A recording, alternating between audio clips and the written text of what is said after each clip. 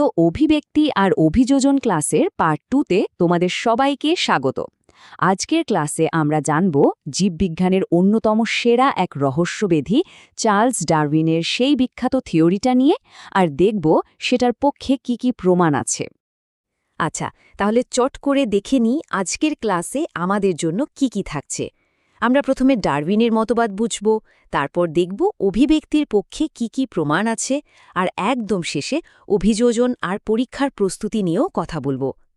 চলো তাহলে শুরু করা যাক। আমরা এখন এমন একটা থিওরি নিয়ে কথা বলতে চলেছি যেটা বায়োলজির সবচেয়ে গুরুত্বপূর্ণ থিওরিগুলোর একটা, চার্লস ডারউইনের দেওয়া থিওরি।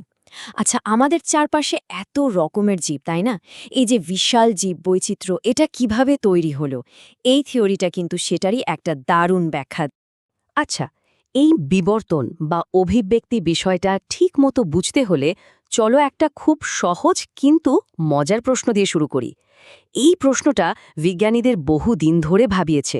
প্রশ্নটা হলো, জিরাফের গলা এত লম্বা হলো কিভাবে? কি মনে হয়? এই সহজ প্রশ্নের উত্তর খুঁজতে গিয়েই কিন্তু বিবর্তনের অনেক বড় রহস্যের সমাধান হয়ে যায়। আর এই হলেন সেই মানুষটা, বিজ্ঞানী চার্লস ডারউইন। 1859 সালে উনি একটা বই লেখেন, নাম on the origin of species. এই বইটাতেই উনি ওর বিখ্যাত প্রাকৃতিক নির্বাচন বা ন্যাচারাল সিলেকশন থিওরিটা দেন। আর এই থিওরিটাই জীবজগতের এত বৈচিত্র্যের একটা, বলা যেতে পারে, প্রায় নিখুঁত ব্যাখ্যা দিয়েছিল। ওকে, তাহলে এবার আমরা সরাসরি ডারউইনের থিওরির একদম কোর কনসেপ্টে ঢুকে যাই। আর হ্যাঁ, একটা কথা বলে রাখি, এই পার্টটা কিন্তু পরীক্ষার জন্য ভীষণ ভীষণ ইম্পর্ট্যান্ট। এখান থেকে কিন্তু প্রায়ই একটা 5 নম্বরের প্রশ্ন চলে আসে, সো সবাই খুব মন দিয়ে শুনবে। দেখো, ডারউইনের পুরো মতবাদটাকে আমরা কিন্তু এই 5টা পয়েন্টে ভাগ করে নিতে পারি, একদম স্টেপ বাই স্টেপ। প্রথমে আছে অস্তিত্বের জন্য সংগ্রাম, তারপর প্রকরণ বা ভেদ, এরপর যোগ্যতমের উদ্বর্তন, তারপর প্রাকৃতিক নির্বাচন, আর সবশেষে নতুন প্রজাতির উৎপত্তি। চলো তাহলে একটা একটা করে পয়েন্ট ধরে এগোনো যাক। প্রথম পয়েন্টটা কি? অস্তিত্বের জন্য সংগ্রাম, মানে বেঁচে থাকার লড়াই। প্রত্যেকটা জীবকে, সে ছোট হোক বা বড়, সারাক্ষণ লড়াই করে যেতে হয়। ডারউইন এই লড়াইটাকে 3 রকম বলেছেন। একটা হলো অন্তঃপ্রজাতিক, মানে নিজের প্রজাতির মধ্যেই লড়াই, ধরো খাবারের জন্য বা থাকার জায়গার জন্য। আরেকটা হলো আন্তঃপ্রজাতিক, মানে অন্য প্রজাতির সাথে লড়াই, যেমন হরিণকে বাঘের থেকে বাঁচতে হয়। আর তৃতীয়টা হলো পরিবেশের সাথে লড়াই, মানে বন্যা, খরা, প্রচণ্ড ঠান্ডা, এই সব কিছুর বিরুদ্ধে। আচ্ছা, এবার আসি দ্বিতীয় পয়েন্টে, প্রকরণ বা ভেরিয়েশন। খুব সহজ করে বললে, আমরা কি সবাই দেখতে একরকম? না তো। একই প্রজাতির দুটো জীবের মধ্যে যে ছোট ছোট পার্থক্য থাকে, সেটাই হলো প্রকরণ। আর ডারউইন বলেছিলেন, এই প্রকরণই হলো বিবর্তনের কাঁচামাল। মানে এই পার্থক্যগুলো আছে বলেই তো প্রকৃতি কাউকে বেছে নিতে পারে, তাই না? আর এই প্রকরণের কনসেপ্টটাই আমাদের নিয়ে আসে 3 নম্বর পয়েন্টে, যেটাকে বলা হয় যোগ্যতমের উদ্বর্তন বা সার্ভাইভাল অফ দ্য ফিটেস্ট। এখন ফিটেস্ট মানে কিন্তু সবচেয়ে শক্তিশালী বা সবচেয়ে বুদ্ধিমান নয়। এখানে ফিটেস্ট মানে হলো যে পরিবেশের সাথে সবচেয়ে ভালো মানিয়ে নিতে পারে, যার মধ্যে এমন কিছু প্রকরণ বা বৈশিষ্ট্য আছে যেটা তাকে অন্যদের চেয়ে একটু বেশি সুবিধা দেয় বেঁচে থাকার জন্য। এবার চলো আমাদের সেই জিরাফের গল্পে ফিরে যাই। ডারউইন কি বললেন? উনি বললেন, অনেক অনেক আগে জিরাফদের পূর্বপুরুষদের মধ্যে ছোট গলাওয়ালা জিরাফও ছিল, আবার লম্বা গলাওয়ালা জিরাফও ছিল, মানে প্রকরণ ছিল। তারপর কি হলো? ধরো মাটিতে ঘাস বা ছোট গাছের পাতা কমে গেল, তখন লম্বা গলাওয়ালা জিরাফগুলো কিন্তু একটা দারুণ সুবিধা পেয়ে গেল, ওরা উঁচু ডালের পাতা খেতে পারল। আর ঠিক এই জায়গাটাতে ল্যামার্ক আর ডারউইনের ভাবনার মধ্যে আকাশ পাতাল তফাৎ। মনে আছে তো, আগের ক্লাসে আমরা ল্যামার্ক নিয়ে পড়েছিলাম। উনি বলেছিলেন জিরাফ গলা উঁচু করতে করতে ওটা লম্বা হয়েছে, মানে অর্জিত বৈশিষ্ট্য। কিন্তু ডারউইন বললেন, না, লম্বা গলার বৈশিষ্ট্যটা আগে থেকেই ছিল, একটা প্রকরণ হিসাবে। প্রকৃতি জাস্ট ওদেরকে সিলেক্ট করেছে। এই পার্থক্যটা কিন্তু পরীক্ষায় প্রায়ই আসে, খুব ভালো করে মনে রাখবে। বেশ, ডারউইনের থিওরিটা তো আমরা বুঝলাম, কিন্তু শুধু থিওরি দিলেই তো হবে না, তার পক্ষে প্রমাণও তো লাগবে, তাই না? চলো এবার আমরা দেখব অভিব্যক্তির পক্ষে কি কি জোরালো প্রমাণ আমাদের হাতে আছে। আর প্রমাণের কথা বললে সবার আগে যার কথা আসে সেটা হলো জীবাশ্ম বা ফসিল। ফসিল থেকে পাওয়া প্রমাণের মধ্যে সবচেয়ে ক্লাসিক উদাহরণ হল ঘোড়ার বিবর্তন, আর এটাও কিন্তু পরীক্ষার জন্য একটা 5 নম্বরের হট টপিক। এই ছবিটার দিকে তাকাও, একদম বাদিকে দেখো ইউহেপ্পাস, প্রায় 5.5 কোটি বছর আগেকার প্রাণী, একটা ছোট্ট কুকুরের মতো দেখতে। সেখান থেকে ধীরে ধীরে সময়ের সাথে সাথে মেসোহেপ্পাস, মেরিচেপ্পাস, প্লায়োহেপ্পাস হয়ে আজকের আধুনিক ঘোড়া বা ইকোয়াস। শুধু দেখো ওদের উচ্চতা 30 সেমি থেকে 150 সেমি হয়েছে। পায়ের আঙুল 5টা থেকে কমে একটা খুঁড়ে পরিণত হয়েছে, আর দাঁতের গঠনও বদলে গেছে ঘাস চিবানোর জন্য। কি অসাধারণ একটা জার্নি, তাই না? আচ্ছা, ফসিল তো গেল অতীতের কথা। এবার আমরা দেখব বর্তমানে বেঁচে থাকা প্রাণীদের শরীর থেকেও অভিব্যক্তির কি প্রমাণ পাওয়া যায়। এর মধ্যে আছে তুলনামূলক শারীর স্থান আর ভ্রূণতত্ত্ব। প্রথমে আমরা জানব সমস্ত অঙ্গ বা হোমোলোগাস অর্গ্যান নিয়ে। এই সংজ্ঞাটা কিন্তু 1 বা 2 নম্বরের জন্য খুব ইম্পর্ট্যান্ট, একদম মুখস্থ করে ফেলবে। কি বলছে? যে সব অঙ্গের উৎপত্তি আর ভেতরের গঠন একই রকম, কিন্তু তাদের কাজগুলো আলাদা, তাদেরকেই বলে সমস্ত অঙ্গ। এবার উদাহরণটা দেখো, তাহলেই পুরোটা ক্লিয়ার হয়ে যাবে। এখানে তিমি, বাদুড়, চিতা আর মানুষের অগ্রপদের ছবি দেওয়া আছে। তিমির ফ্লিপার সাঁতার কাটে, বাদুড়ের ডানা ওড়ে, চিতার পা দৌড়য়, আর মানুষের হাত দিয়ে আমরা কত কিছু করি। কাজগুলো সব আলাদা, তাই না? কিন্তু মজার ব্যাপার হলো এদের ভেতরের হাড়ের গঠনটা কিন্তু একদম এক।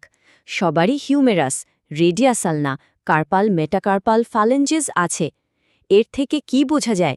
বোঝা যায় যে আমাদের সবার উৎস একজন কমন অ্যানসেস্টার ছিল। সমসংস্থ অঙ্গের ঠিক উল্টোটা হল সমবৃত্তীয় অঙ্গ বা অ্যানালগাস অর্গান। এখানে ব্যাপারটা কি? এখানে কাজটা এক, কিন্তু এদের উৎপত্তি আর ভেতরের গঠনটা পুরোপুরি আলাদা।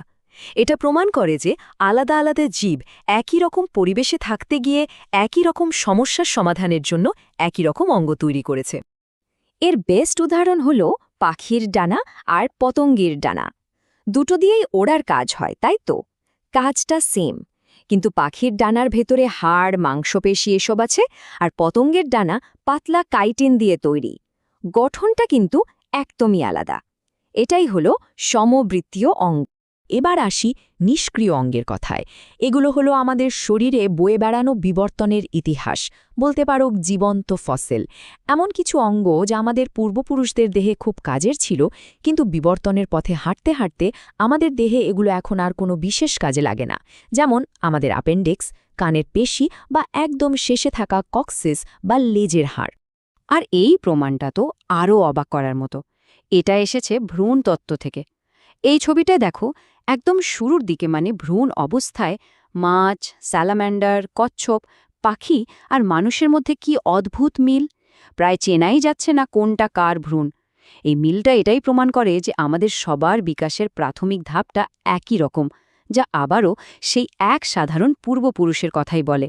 তো এতক্ষণ আমরা যে বিবর্তন বা অভিব্যক্তি নিয়ে কথা বললাম, তার ফলটা কি? তার ফলই হলো অভিযোজন, অর্থাৎ সময়ের সাথে সাথে জীবদের পরিবেশের সঙ্গে নিজেদের মানিয়ে নেওয়া। আমরা কিছু দারুণ দারুণ অভিযোজনের উদাহরণ দেখব, কিন্তু তার আগে চলো অভিযোজন বা অ্যাডাপ্টেশন কাকে বলে সেটা জেনে নিই। খুব সহজ ভাষায় অভিযোজন হলো এমন একটা প্রক্রিয়া যার মাধ্যমে কোনো জীব তার পরিবেশে ভালোভাবে বেঁচে থাকার আর বংশবৃদ্ধি করার জন্য নিজেকে মানিয়ে নেয়। এই যে মানিয়ে নেওয়ার কৌশল, এগুলো কিন্তু মূলত 3 রকমের হতে পারে। একটা হলো অঙ্গসংস্থানিক বা দেহের গঠনের পরিবর্তন। দ্বিতীয়টা শারীরবৃত্তীয়, মানে শরীরের ভেতরের কাজকর্মের পরিবর্তন। আর 3 নম্বরটা হলো আচরণগত, মানে আচরণের পরিবর্তন। অঙ্গসংস্থানিক অভিযোজনের একটা দারুণ উদাহরণ হলো ক্যাকটাস। মরুভূমির মতো শুকনো জায়গায় থাকে, তাই জল বাঁচানোটা খুব জরুরি। সেজন্যই ক্যাকটাসের পাতাগুলো কাঁটায় পরিণত হয়েছে, যাতে বাষ্পমোচনের মাধ্যমে জল বেরিয়ে না যায়। এবার আসি শারীরবৃত্তীয় অভিযোজনে। যেমন ধরো সুন্দরবনের সুন্দরী গাছ, নোনা মাটিতে শ্বাস নিতে খুব কষ্ট, তাই এদের বিশেষ শ্বাসমূল বা নিউম্যাটোফোর তৈরি হয়েছে, যা মাটি ফুঁড়ে ওপরে উঠে আসে। আবার মরুভূমির জাহাজ, উটের কথা ভাবো, ওদের আরবিসি বা লোহিত রক্তকণিকাগুলো ডিম্বাকৃতি, যা ওদের প্রচণ্ড জলকষ্টেও বেঁচে থাকতে সাহায্য করে। শেষটা হলো আচরণগত অভিযোজন। তোমরা হয়তো জানো শিম্পাঞ্জিরা খুব বুদ্ধিমান। ওরা অনেক সময় উই পোকা ধরার জন্য গাছের ডালকে যন্ত্রের মতো ব্যবহার করে। এটা একটা আচরণ। আবার মৌমাছিরা যখন কোথাও খাবার খুঁজে পায় তখন মৌচাকে ফিরে এসে এক বিশেষ ধরনের নাচ করে, যেটাকে বলে ওয়াগল ড্যান্স। এই নাচের মাধ্যমে ওরা অন্য মৌমাছিদের বলে দেয় খাবারটা ঠিক কোথায় আর কত দূরে আছে। কি দারুণ ব্যাপার, তাই না? ওকে, তাহলে আমাদের আজকের আলোচনা প্রায় শেষের দিকে। চলো এবার পুরো বিষয়টা একবার ঝালিয়ে নিই, যাতে পরীক্ষার প্রস্তুতি নিতে সুবিধে হয়। এই টেবিলটা একবার দেখে নাও। এটা হলো অভিব্যক্তির প্রমাণের একটা কুইক রিভিশন। দেখো, জীবাশ্ম থেকে আমরা ঘোড়ার বিবর্তনের মতো পরিবর্তনের ধারা পাই।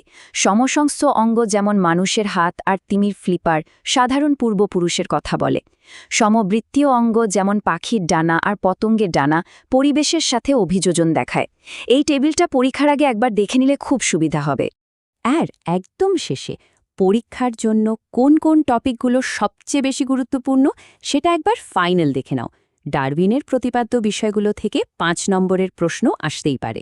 ল্যামার্ক আর ডারউইনের পার্থক্য ৩ নম্বর, ঘোড়ার বিবর্তন ৫ নম্বর, সমসংস্থ আর সমবৃত্তীয় অঙ্গের পার্থক্য ৩ নম্বর, আর ক্যাকটাস, সুন্দরী গাছ বা উটের অভিযোজন থেকে ২ বা ৩ নম্বরের প্রশ্ন আসে। এই টপিকগুলো কিন্তু কোনোভাবেই ছাড়া যাবে না। আচ্ছা, ক্লাসটা শেষ করার আগে তোমাদের জন্য একটা প্রশ্ন রেখে যাই। আমরা তো এত কিছু জানলাম বিবর্তন নিয়ে। তোমাদের কি মনে হয় এই বিবর্তন কি শুধু অতীতেই ঘটেছে, নাকি এটা একটা চলন্ত প্রক্রিয়া যেটা আজও আমাদের চারপাশে এই মুহূর্তেও ঘটে চলেছে? একটু ভেবে দেখবে কিন্তু।